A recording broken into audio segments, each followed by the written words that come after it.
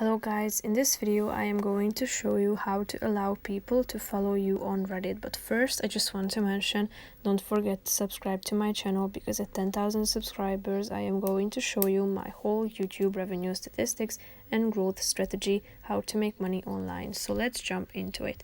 First of all, open the app on your phone, then tap on your avatar that you can find in the upper right corner of the screen.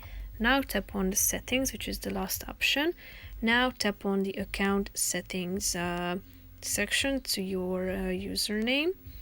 Now, as you can see, if you scroll down, there is a blocking and permissions section in the middle of the screen, and the last one is allow people to follow you.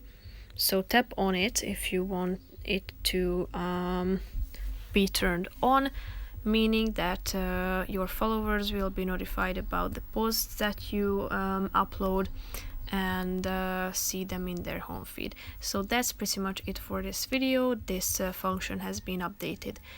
So if you found it helpful, consider subscribing to my channel, and see you in the next video. Bye bye.